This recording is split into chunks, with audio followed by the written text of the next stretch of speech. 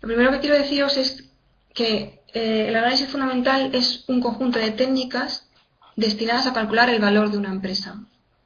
Y os pongo aquí entre paréntesis en funcionamiento porque, al fin y al cabo, el análisis fundamental sirve para valorar cualquier cosa. No solo una empresa, sino un proyecto de inversión, cualquier activo, cualquier cosa se puede valorar con estas técnicas de análisis fundamental, pero al fin y al cabo este es un máster de bolsa y lo que vamos a asumir es que estamos valorando empresas que cotizan en un mercado secundario. Y las empresas que cotizan se valoran asumiendo que la empresa está en funcionamiento y va a estarlo en el futuro. Es decir, no vamos a liquidar la empresa. Es una empresa que está funcionando y que va a seguir generando flujos en los próximos años. En realidad se asume que va a estar funcionando hasta el infinito. Y que con este conjunto de técnicas que forman el análisis fundamental vamos a tener una herramienta para tomar decisiones de inversión. Os digo que no solo hay inversión bursátil porque si vosotros montáis una empresa mañana y en 2 años queréis vendérsela a alguien, vais a utilizar las mismas técnicas para valorar vuestra empresa, que no cotiza, pero para vendérsela a un inversor tenéis que mostrarle el valor de vuestra compañía con las mismas técnicas con las que vamos a utilizar ahora, o con las que vamos a ver en este módulo. Por lo tanto, es una herramienta de inversión no solo bursátil, que por lo tanto no está tan ligada al precio de la acción. En contraposición, si ponemos en contraposición el análisis fundamental con el análisis técnico, digamos que el análisis fundamental busca un valor, mientras que el análisis técnico quiere llegar a un precio. Al precio al que el activo, una acción, un índice, una divisa, el que sea, va a cotizar en el corto plazo, en los próximos días. El análisis fundamental lo que busca es obtener un valor independientemente de su precio de cotización en mercado, si es que la empresa está cotizando. Por lo tanto, la decisión de inversión la vamos a tomar en relación a ese precio de mercado, pero el valor que obtenemos con estas técnicas va a ser independiente de cómo esté el mercado, cuánto esté el mercado pagando por las acciones de esa empresa, ¿vale? Entonces, el proceso de análisis fundamental sería, en principio, obtenemos toda la información disponible sobre la compañía. Otra diferencia del análisis fundamental con el análisis técnico es que en el análisis fundamental tenemos que conocer muy profundamente la compañía que vamos a cubrir, que vamos a analizar. Pero conocer no solo la información financiera, sino multitud de información que no es financiera, que me va a afectar en la valoración que yo haga. Mediante esas técnicas que vamos a utilizar y con la información que hemos obtenido de la compañía, vamos a alcanzar un valor, lo que yo creo que vale esa compañía. Y en ese momento, para tomar la decisión de inversión, vamos a ponerlo en relación con el precio de mercado. Si el valor que yo obtengo con el análisis fundamental está por encima del precio de mercado, voy a tomar la decisión de comprar o puedo tomar la decisión de comprar. Si el valor que yo obtengo está por debajo del precio de mercado, mi decisión va a ser vender. Esta herramienta, este proceso es el que hacen los analistas en los departamentos de análisis de un banco de inversión, emitiendo sus recomendaciones. Recomendamos comprar este valor, recomendamos vender este valor. Lo que estamos asumiendo en este proceso es que el mercado es eficiente y de alguna manera la información que nosotros hemos incorporado en nuestra valoración todavía no se ha reflejado en el mercado, en el precio de mercado, pero lo va a hacer. En algún momento el mercado tiene que reflejar toda la información que yo he incorporado en mi modelo de valoración y por lo tanto el precio de mercado deberá ajustarse a lo que es su valor real. Esta es la teoría en el proceso, pero obviamente ni el mercado es totalmente eficiente ni yo soy un analista infalible que sé exactamente cuánto vale una compañía. En el mercado se va formando el precio por oferta y demanda de los títulos y va surgiendo información sobre una compañía que va haciendo que se mueva ese precio de mercado. Lo que yo como analista tengo que intentar averiguar es cuál es el valor más ajustado a la realidad de esa compañía y ver si el mercado no está reflejando ese valor realmente porque todavía no se ha dado cuenta de que vale eso y que va a tender a ese valor.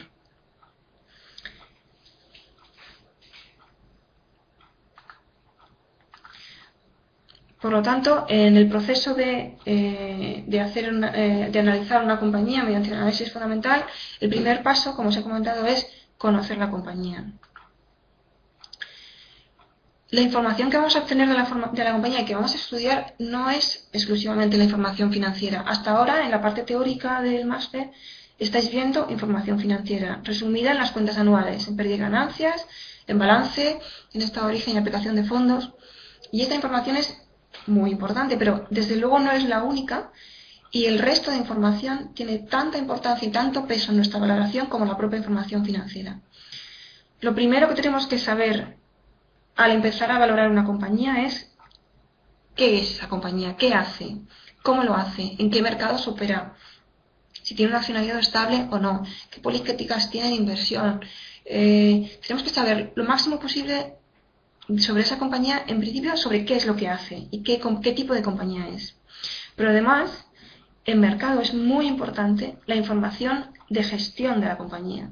Si la compañía tiene un plan estratégico, si tiene unos objetivos a medio y largo plazo, cuál ha sido la evolución reciente de los resultados de la compañía, de los resultados anuales y trimestrales, cómo es el equipo gestor, hasta cómo es el consejero delegado de la compañía, tiene importancia tanto en la valoración de la compañía como en la cotización de la compañía en mercado. Tenemos que saber también cómo es el sector y cómo es el mercado en el que opera esa compañía. Tenemos que tener fundamental identificados los competidores de la compañía que estamos analizando, cómo han evolucionado los competidores y cómo espera el mercado, cómo espera el sector que va a evolucionar en el futuro. ¿Cuáles son las variables específicas de ese sector? Porque no todas las compañías se analizan con las mismas variables. ¿Cuál es la legislación vigente en el mercado en el que esa compañía está operando?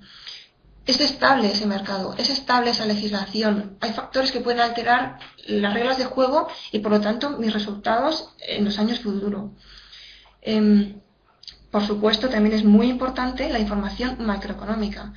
¿Estamos en un periodo de expansión o estamos en un periodo de recesión?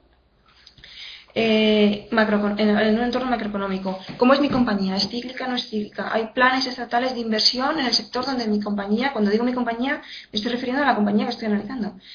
¿Hay planes de inversión de ayuda a este sector?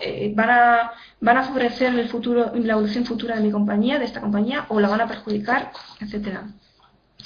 Me gustaría poneros algunos ejemplos para que vierais hasta qué punto es importante este tipo de información a la hora de valorar una compañía. Os voy a poner, por ejemplo, en el caso de la información de gestión de la compañía, el ejemplo del caso Inditex. Inditex es una de las compañías que yo cubría cuando trabajaba como analista. Bueno, sabéis lo que es Inditex. Inditex es la compañía de distribución textil que tiene múltiples cadenas, entre ellas Zara, Massimo Dutti, etcétera. José María Castellanos era el consejero delegado de la compañía desde el año 97 hasta mitad del 2005. José María Castellanos, como consejero delegado, establece una estrategia de la compañía que es un éxito rotundo. Organiza el grupo como una empresa multimarca, tiene distintas cadenas que se orientan a distintos mercados objetivos, distinto tipo de ropa, distinto tipo de cliente. Establece un plan de expansión nacional e internacional. La internacional se centra en Europa. Inditex no tiene publicidad, no se gasta un duro en publicidad. No hay publicidad de ninguna de las cadenas de Inditex. La única publicidad que vamos a ver de las cadenas de Inditex son las bolsas que nosotros llevamos por la calle y que la gente ve, y los escaparates de las tiendas, nada más. Y sobre todo, una de las decisiones estratégicas más importantes en el caso de Inditex, en su modelo de negocio, es el suministro en cercanía. El grupo llama suministro en cercanía a que sus proveedores, en un 80% de los casos, proceden de España, de Portugal y de Marruecos. Esto que les permite una gran flexibilidad a la hora de responder a cambios en la demanda. Inditex no plantea una colección primavera-verano y otra otoño-invierno, sino que va actualizando la colección dentro del periodo según la demanda se va moviendo. Todos estos datos, en principio, son historias sobre la compañía que tenemos que conocer para reflejarlo después en los números. En junio de 2005, la compañía anuncia un cambio de consejero delegado. Un poco de sorpresa, José María Castellanos anuncia que se retira y se nombra a Pablo Isla. Pablo Isla en ese momento era consejero delegado de Altadis, que es el grupo tabaquero. En ese momento, que es lo que tenéis ahí rodeado con un primer círculo verde, se produce un momento de incertidumbre en el valor y el valor cae. En concreto, en esos días de anuncio, cae alrededor de un 10% en total la cotización. No porque el señor Valois el mercado piense que lo vaya a hacer mal, sino porque hay incertidumbre, no sabemos cómo va a gestionar la compañía en el futuro. Cuando se presentan los siguientes resultados trimestrales, Pablo Isla anuncia además cuál es su estrategia. Anuncia que mantiene la estrategia similar a la anterior, que la expansión internacional se va a hacer principalmente en Asia, que es un mercado muy atractivo para sectores de distribución, y que se va a centrar sobre todo, y en este momento es muy importante porque se está produciendo una presión de los márgenes, se va a centrar en el aumento de eficiencia mediante el ahorro de costes. Y establece un plan estratégico que llama Plan Reduce 3, que dura 3 años y que tiene unos objetivos de mejora operativa. El mercado recibe esta información de forma muy positiva, no solo porque mantiene la estrategia que ha sido un éxito para Inditex, sino que además añade otros elementos en esa estrategia que el mercado reconoce como positivos. Esta información que recibimos un día en una presentación, el mercado y los analistas, va a afectar en el corto plazo a la cotización. De hecho, una vez que se anuncia el nuevo plan estratégico de Pablo Isla, la acción sube un 15% en ese periodo de 15 días, un mes, sino que además va a afectar en nuestra valoración. Tenemos que adaptar nuestro modelo de valoración como analistas para incorporar en nuestros números, en nuestras estimaciones financieras, toda esa información que tenemos que es no financiera. Otro ejemplo de información relevante que tenemos que tener de nuestra compañía es conocer a los competidores. Por ejemplo, siguiendo con el caso de Inditex, para valorar Inditex es fundamental conocer cómo está y qué hace H&M. H&M es el principal competidor de Inditex, así lo reconoce el mercado. Todos los analistas miran qué hace H&M. Por lo tanto, no solo tenemos que estudiar Inditex, también tenemos que estudiar H&M. H&M es un competidor global también, en todos los mercados donde está Inditex está H&M. No es una compañía multimarca, pero sí, digamos que ataca al mismo tipo de cliente final, con precios relativamente bajos. Y lo que tenemos que saber es cuál es la situación financiera de H&M, cuál es su estrategia de crecimiento. ¿Tiene pensado entrar en los mercados en los que está Inditex? ¿Me va a afectar? ¿Va a copiar mi modelo de negocio y por lo tanto va a presionarme en márgenes, en precios? ¿Va a afectar a mis estimaciones en el futuro? Tenemos que saber cómo se están moviendo los competidores. Pero también es importante conocer pues, el sector en sí. Quiero poneros el ejemplo de Acerinox. Yo también cubría Acerinox cuando hacía análisis y hay una variable fundamental en este sector que no se comparte en ningún otro sector y por lo tanto solo afecta a este tipo de compañías. Acerinox hace acero inoxidable y para hacer acero inoxidable tenemos que añadir al acero carbón, que es el acero normal, níquel. El níquel es un componente que tiene muy poco peso, muy poco peso me refiero físico en la formación del inoxidable, pero en el coste supone entre el 70 y el 80% de la producción. Por lo tanto, lo que pasa con el precio del níquel, tengo que reflejarlo en mi modelo de valoración. Y el níquel, el mercado del níquel es un mercado mundial y el níquel se utilizó durante una época, ahora ya no se puede hacer, pero durante una época se utilizó como producto financiero. Por lo tanto, los movimientos del precio del níquel no tenían nada que ver con la oferta y la demanda de níquel. Y eso afecta a mis márgenes, a mi cuenta de resultado, por supuesto, a mi balance, puesto que me está condicionando mis existencias, mis compras. Esos movimientos en una variable como es el níquel, tengo que conocerlos a la perfección, porque si no, mis estimaciones a futuro y por lo tanto el valor que yo voy a estimar para la empresa van a estar equivocados.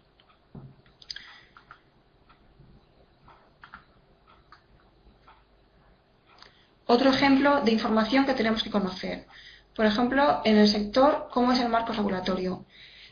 Aquí quiero hablaros del ejemplo de Gamesa. Gamesa es una compañía que, como sabéis, produce turbinas para producir energía eléctrica mediante la energía eólica. Bien, pues en España existe una regulación específica para la producción de electricidad con fuentes de energías renovables y esta regulación obliga a las compañías distribuidoras de electricidad a comprar todo lo que se produce en España mediante fuentes de energías renovables a un precio por encima del que pagan por las fuentes de producción tradicionales. Porque existen unas primas que se dan a los productores de energías renovables. Bien, esta ley me la tengo que saber. Tengo que saber cómo son esas primas, tengo que saber cuánto duran esas primas, porque esas primas van a afectar a mis ingresos. Tengo que saber si hay riesgo de que esa regulación se modifique. Si esa regulación existe igual en España que en otros países, si se están ya pensando aplicar en otros países. Si esta regulación no es estable, si se está hablando de modificarla, como realmente hubo una época en que se hablaba mucho de modificar esta regulación, la incertidumbre que se introduce en el mercado es brutal y el precio de la acción se desploma literalmente, porque no hay estabilidad regulatoria. Por lo tanto, toda esta información legal del sector también tenemos que conocerla. Y por último, quería poneros un ejemplo de lo importante que es el ciclo económico en mis estimaciones, en mi valoración. Si la compañía que estamos valorando es cíclica, como por ejemplo el caso de ArcelorMittal, que es un productor de acero carbón, que no tiene nada que ver con el inoxidable de acero inox, tenemos que saber en qué momento del ciclo nos encontramos, porque ArcelorMittal es una compañía un poquito española que vende en todo el mundo.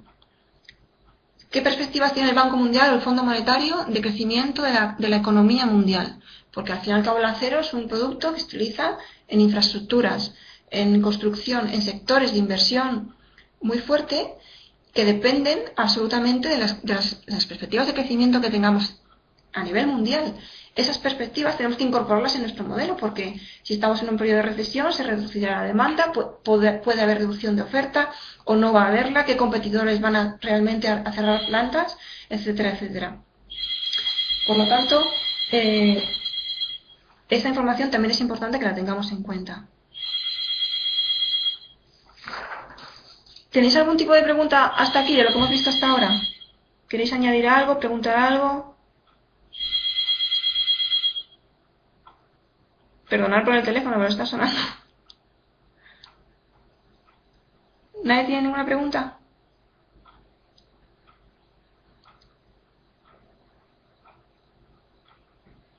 Bueno, pues entonces seguimos adelante.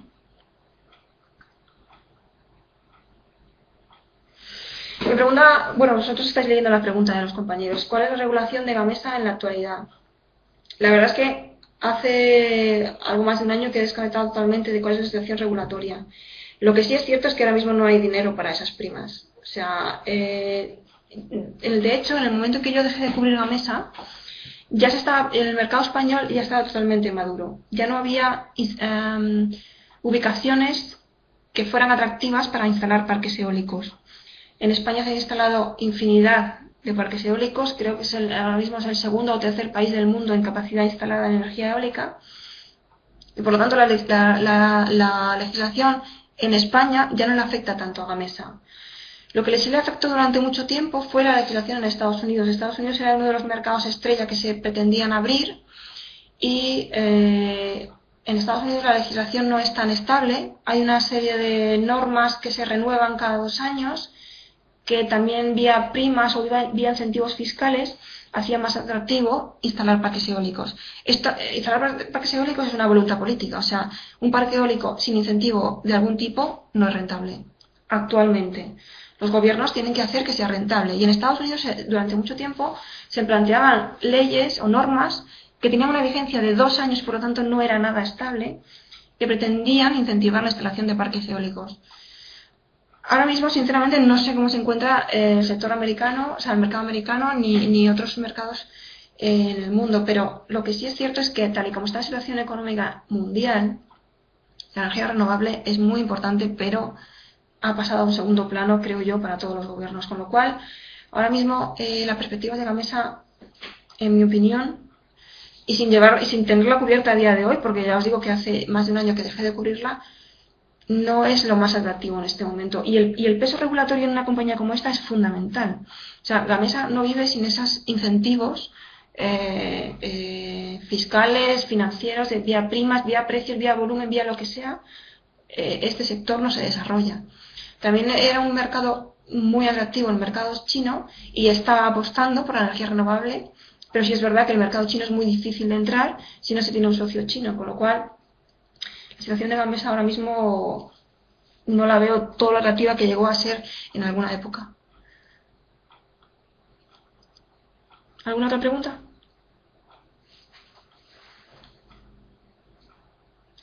Bueno, si queréis seguimos avanzando.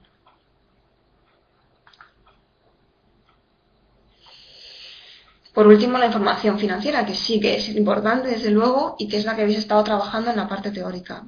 Respecto a la información financiera, tenemos que tener la foto actual de la compañía, o sea, cuál es la rentabilidad hoy de la compañía, la rentabilidad por activo, la rentabilidad de sus activos, de sus inversiones, cuál es su estructura financiera, cuáles son sus fortalezas y debilidades, tanto en la cuenta de resultados como en el balance hoy, pero también tenemos que saber cuál es la evolución reciente de estos datos financieros. ¿La cuenta de pérdidas y ganancias está mejorando o empeorando? Por eso es importante hacer un análisis de al menos los últimos 5 años de la compañía. Aunque parezca que hace muchísimo tiempo, hay hechos o tendencias que se tienen que ver en el largo plazo, en el muy largo plazo. Tenemos que saber si los ingresos de nuestra compañía están creciendo. Vale, están creciendo, pero están creciendo más de lo que crecían antes o menos de lo que crecían antes. ¿Se está produciendo una desaceleración? ¿O estamos en un margen operativo del 20%, pero es que a lo mejor el año pasado estábamos en el 25% o estábamos en el 15%? No es lo mismo estar mejorando que estar empeorando. Con lo cual, lo que tenemos que tener muy clara es la información financiera de la compañía a día de hoy y en el pasado reciente. Al menos 5 años. Saber qué es lo que ha pasado con la evolución de la compañía. Para esto, para tener esta información, es para lo que empleamos los análisis que hemos estado viendo en los temas de esta semana y de la semana pasada. O sea, tenemos que utilizar toda serie de ratios, de comparaciones, de relaciones, para ver cómo es la situación de la compañía. Os estoy planteando aquí unas cuentas muy simplificadas. La cuenta de pérdidas y ganancias, como veis, pues como ya habéis visto y sabéis perfectamente, ingresos menos gastos tenemos un resultado operativo, le quitamos las amortizaciones y tenemos un resultado operativo neto. Entra aquí en la cuenta de resultados cómo estoy financiando mi actividad, el resultado financiero, y tengo un beneficio antes de impuestos, quito impuestos y minoritarios y tengo el beneficio neto. ¿Qué es lo más importante, en qué tengo que fijarme más en esta cuenta de pérdidas y ganancias? Pues como os he dicho, la evolución reciente de los ingresos. La evolución de los ingresos y de cómo se descomponen esos ingresos, porque puedo estar experimentando un crecimiento en ventas, ¿pero por qué es? ¿Porque aumente el volumen? ¿Porque estoy vendiendo más? ¿O porque aumente precios? ¿Estoy viendo una presión en precios en mi sector? ¿O estoy manteniendo precios o incluso aumentando precios porque estoy ofreciendo productos con un mayor valor añadido, pero en cambio en volumen estoy bajando? ¿O estoy aumentando las dos cosas? Hay que intentar estudiar la información lo más desagregada posible para tener toda la información y poder hacer las estimaciones lo más precisas que podamos. En cuanto al resultado operativo, pues tenemos que estudiar los márgenes de EBITDA sobre ventas, es un margen muy utilizado, EBIT sobre ventas también, cómo es la evolución reciente de esos márgenes, cómo es la evolución de los costes. Como os he dicho, hay compañías en las que los costes son fundamentales, como por ejemplo la producción de acero inoxidable, y son costes que a lo mejor la compañía no puede controlar o tienen unas variaciones que la compañía tiene que manejar, pero no puede influir en esos costes, con lo cual está más entregada, más vendida y más dependiente de la evolución de esos costes. La evolución del resultado financiero, pues ¿cómo estoy financiando mi actividad?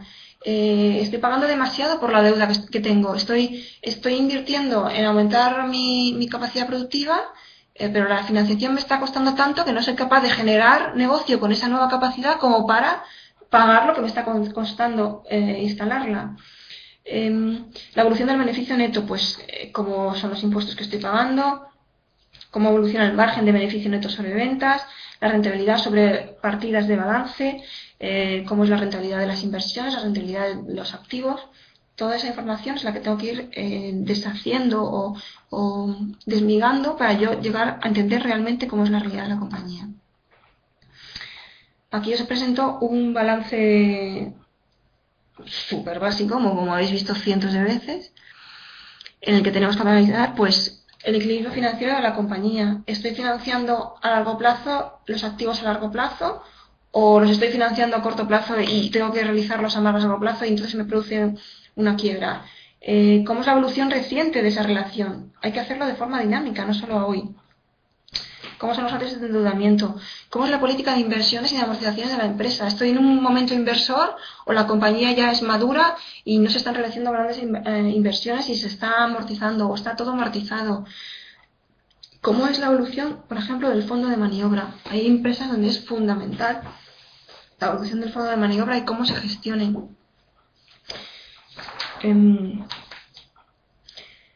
cómo son pues eso, la rotación de existencia, los periodos de pago, los periodos de cobro, cómo se está llevando, cómo están evolucionando desde los últimos años hasta hoy, cómo evoluciona la caja, cómo estoy invirtiendo esa caja, mi posición de deuda neta, de caja neta, etcétera.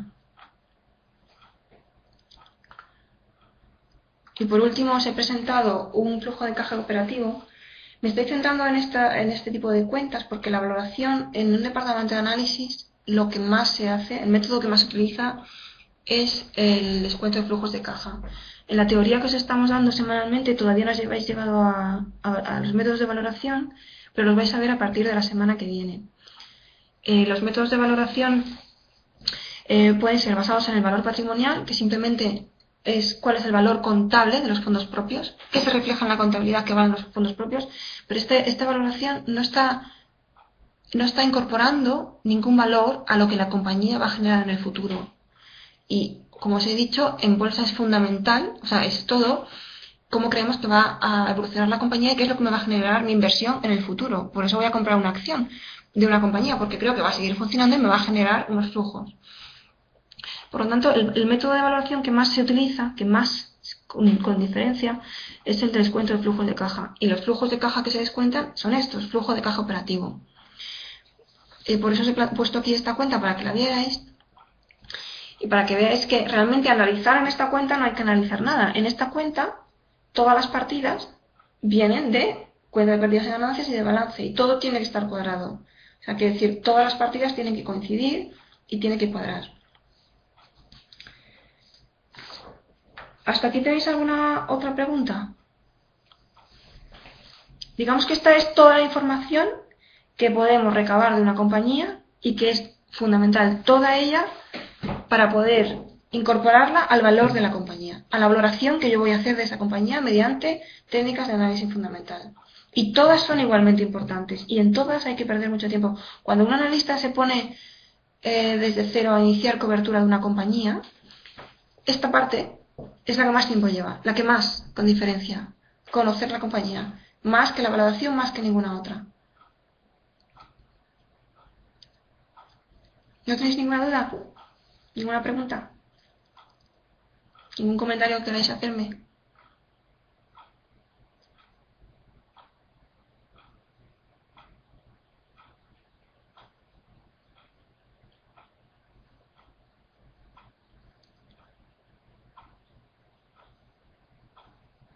Bueno, pues entonces seguimos avanzando.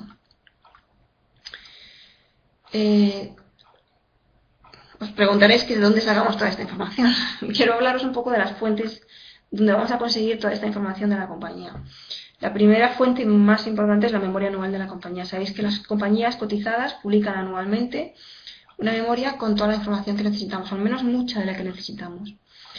No solo hay un desglose detallado de las cuentas anuales del grupo, sino que suele haber al inicio de la memoria un resumen del año fiscal en términos de gestión, las principales magnitudes financieras, la evolución de la compañía y del sector o en relación con el sector.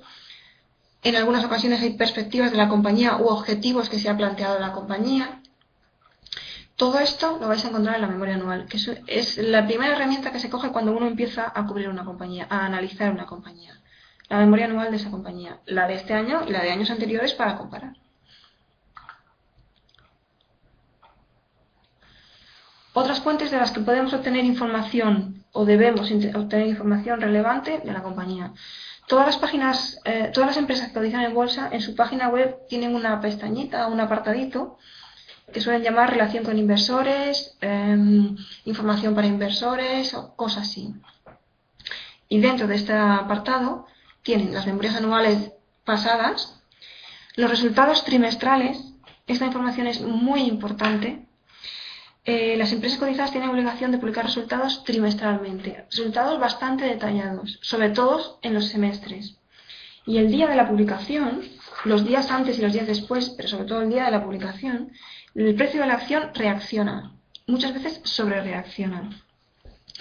El análisis fundamental es un análisis a largo plazo, es decir, si yo establezco un valor para una compañía que me lleva a un precio objetivo de 20 y la acción de la compañía está cotizando a 15, yo no voy a decir bajo ningún concepto que en 2 semanas se va a poner en 20. mi plazo de inversión es de 1 año. El análisis fundamental es a largo plazo. Pero sí es cierto que hay cosas, como son los resultados trimestrales, que influyen en el corto plazo. Y lo grave de esto, y aquí estoy dando una opinión, es mi opinión sobre lo que pasa en la profesión, pero lo grave de los resultados trimestrales es que las compañías presentan sus resultados y la acción no reacciona ante esos resultados, sino ante la comparación de esos resultados con lo que esperaba el mercado que saliera. Unos días antes de la publicación de los resultados, todos los analistas publican informes con estimaciones de lo que va a publicar la compañía. Es decir, para los resultados del primer trimestre del año 2013 de Inditex, todos los analistas 2 semanas antes publicarán una nota diciendo qué esperan ellos que dé Inditex de resultados del primer trimestre. Cuando Inditex publique los resultados no se van a valorar como buenos o malos y por lo tanto afectarán positivamente o negativamente la cotización en sí, sino si han sido mejor o peor de lo que el mercado esperaba, es decir, de lo que los analistas esperaban. Que puede llegar a ser perverso porque una compañía puede anunciar un crecimiento en beneficio neto del 20% de su beneficio neto y puede caer la acción porque el mercado estaba esperando que creciera un 23%. Y un crecimiento del 20% en términos normales es un buen resultado. Pero si los analistas en consenso esperaban que creciera un 23%, el valor de la acción va a caer. Y esto tenemos que tenerlo en cuenta. Tenemos que tener en cuenta cómo reacciona el valor en el mercado. Tenemos que tener en cuenta los resultados trimestrales porque los resultados trimestrales nos van a permitir ajustar nuestras estimaciones anuales. Yo para valorar hago estimaciones de año completo, pero si a los 9 meses los resultados que publica la compañía me están diciendo que es imposible que alcance lo que yo estimaba para el año completo, tendré que ajustar mis estimaciones y cambiar el valor. Y puede que cambiar mi recomendación de compra o venta o mi decisión de inversión.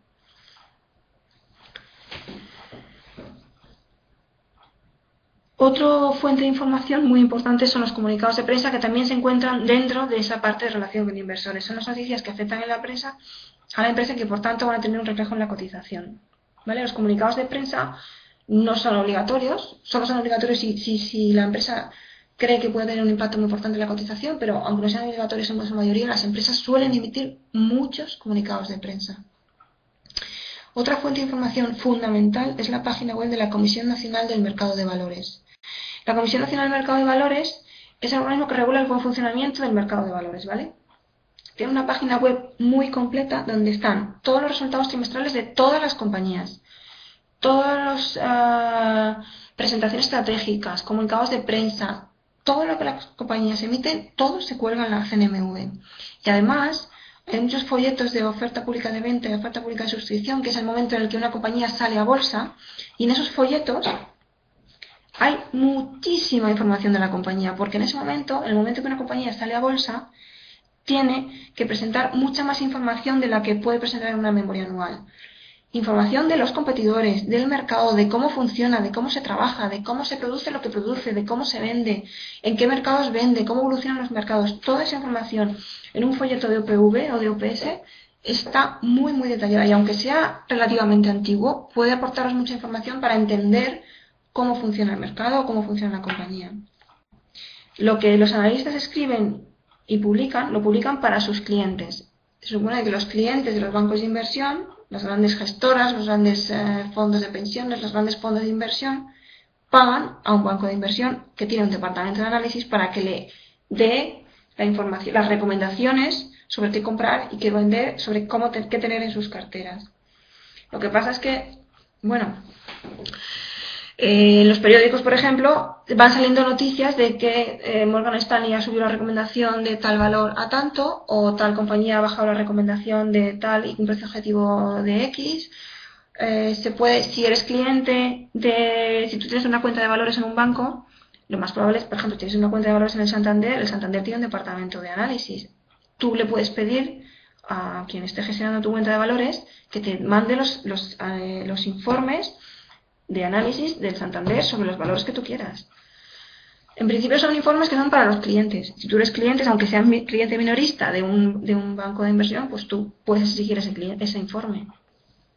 Pero en principio los informes digamos que es el producto que sale de un departamento de análisis y que ese producto hay que pagarlo. ¿Alguna otra pregunta hasta aquí?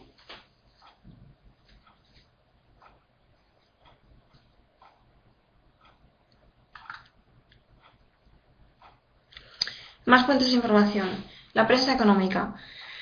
Expansión, 5 días, La Gaceta, todos estos periódicos naranjas, por supuesto tienen mucha información. Tienen también mucha rumorología, mucho chascarrillo, mucha cosa que puede afectar en el corto plazo.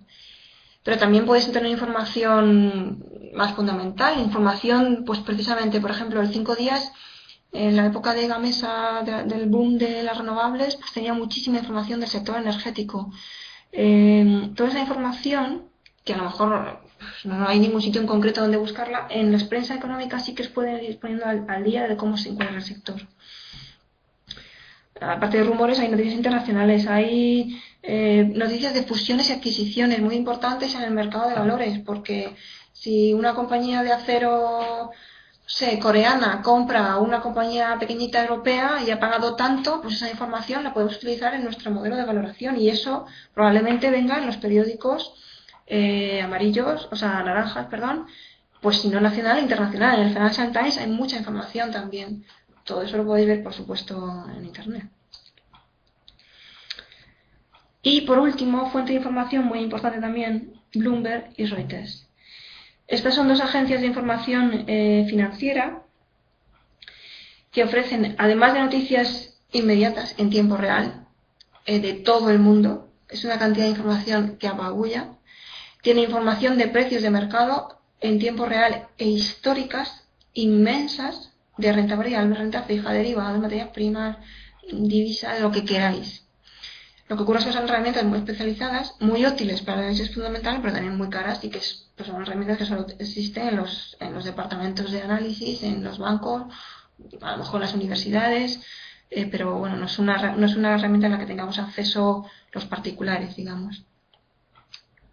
Estas son las principales fuentes de información donde vais a tener acceso, donde donde tenéis que empaparos de todo lo que tenéis que saber de la compañía y sacar conclusiones de lo que estáis viendo y decidir qué es de todo lo que estoy leyendo, de lo que estoy viendo, qué es lo que afecta a mi valoración y lo que no, qué es lo que puede afectar a mi cuenta de resultados, a la evolución de ingresos, de gastos.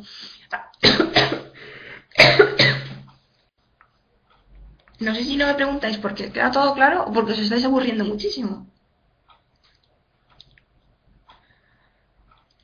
Bueno,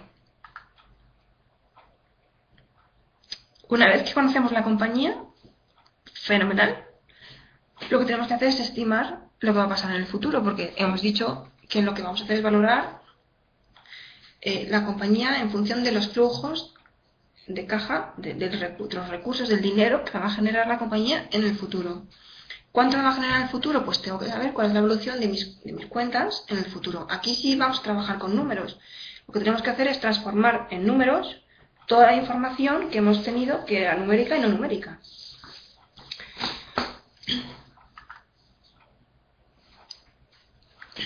Entonces, en base a esa información que poseemos en la empresa, financiera y no financiera, vamos a hacer estimaciones financieras, en este caso, para los próximos años.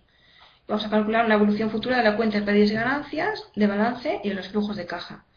Esto para el modelo de descuento de flujos de caja. ¿Cuántos años hay que estimar? Bueno, pues aquí ya cada maestrillo tiene su librillo. Lo normal es estimar 5 años.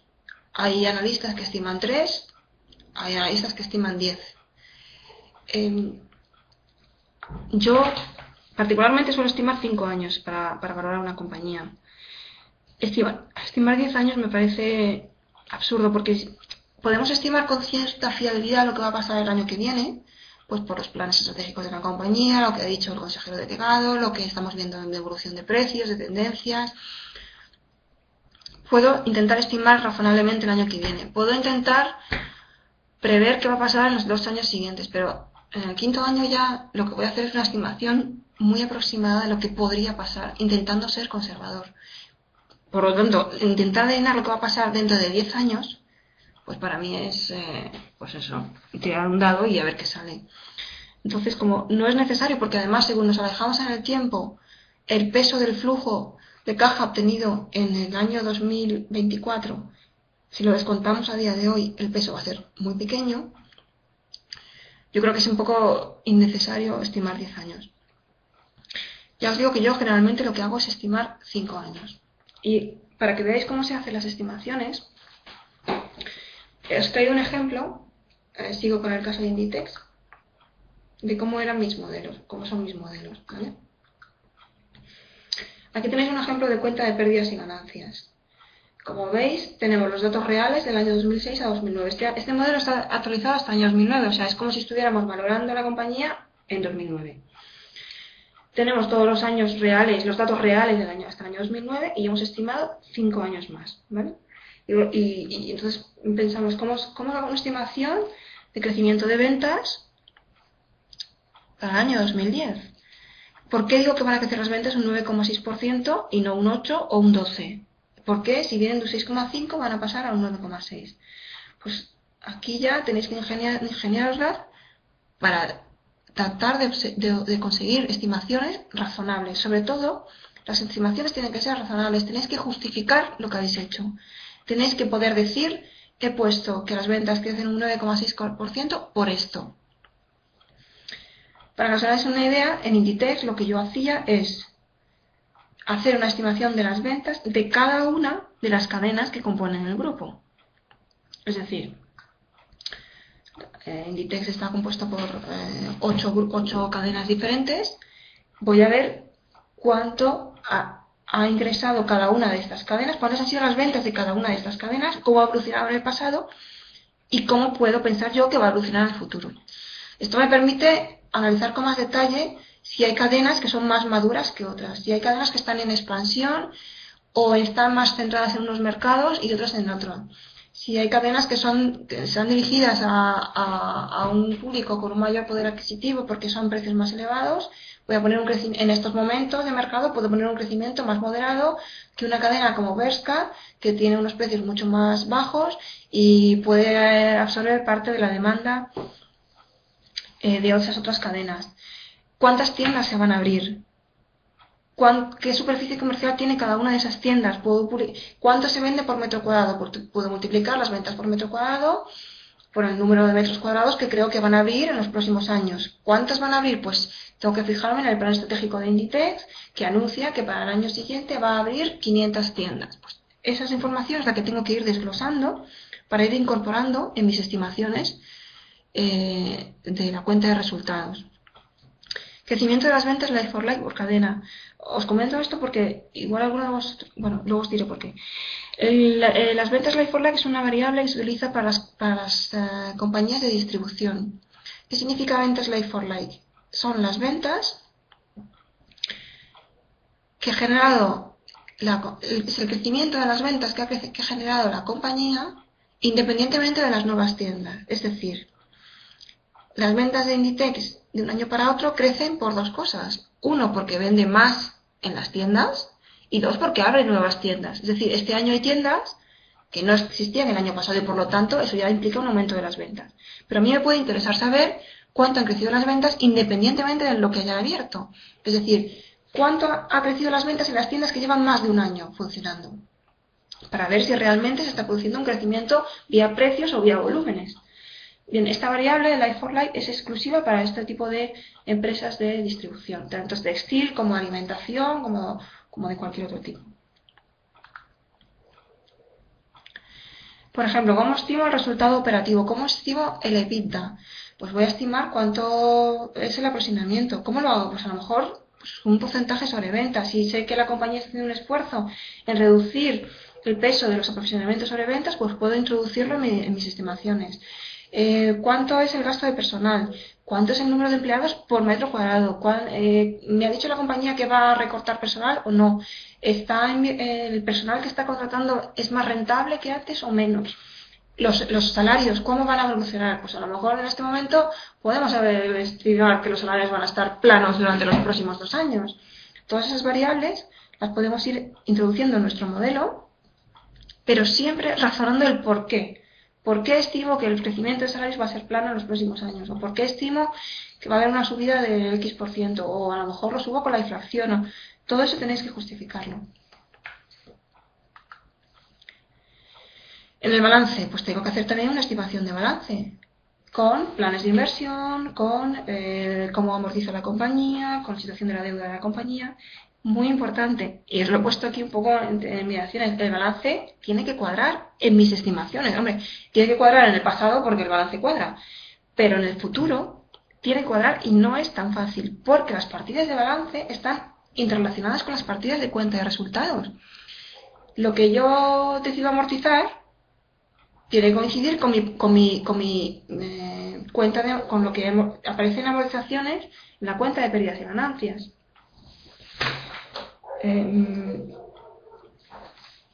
Lo que yo, por ejemplo, lo que yo decido invertir, ¿cómo lo financio? Mediante deuda, pues esa deuda tiene un gasto financiero que viene o que influye en la cuenta de pérdidas y ganancias y a su vez influye en el balance. Por eso os digo que no es tan fácil cuadrar el balance a futuro, tiene que estar todo encajado.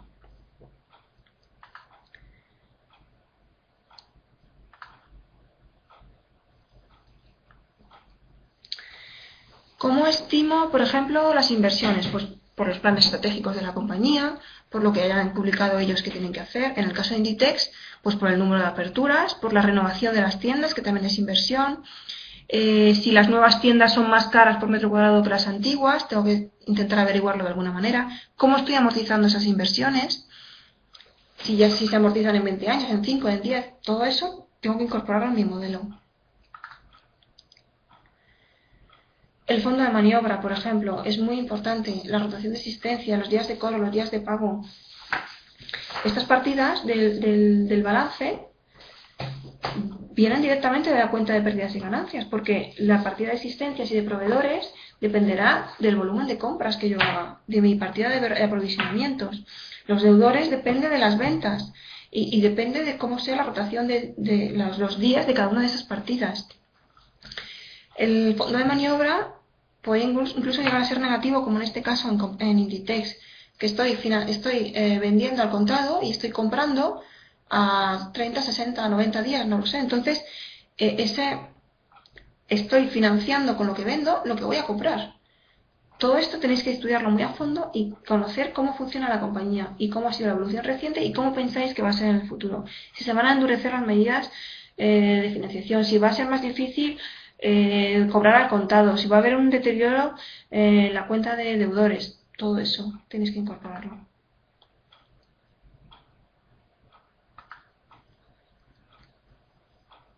Y por último, los flujos de caja. Los flujos de caja en sí ya están estimados, es decir, no hay que estimar nada más.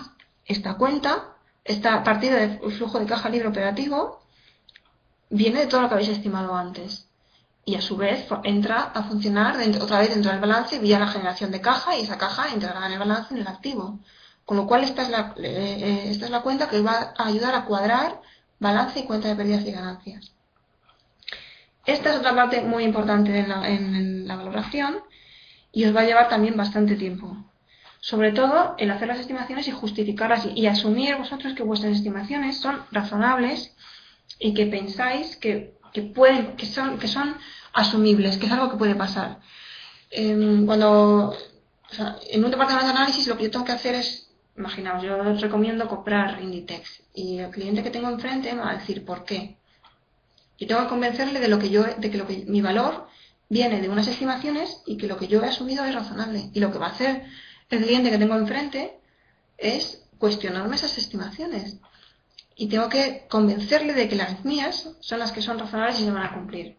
Pero esto os vale también si, como os decía al principio, vosotros montáis una empresa y se la queréis vender a alguien, tenéis que convencerle de que vuestras estimaciones futuras son razonables y que lo habéis hecho lo suficientemente bien y detallado, que conocéis suficientemente bien en la compañía, el sector, el mercado, que podéis prever lo que va a pasar como para decir que el valor que habéis calculado es el valor real de esa compañía.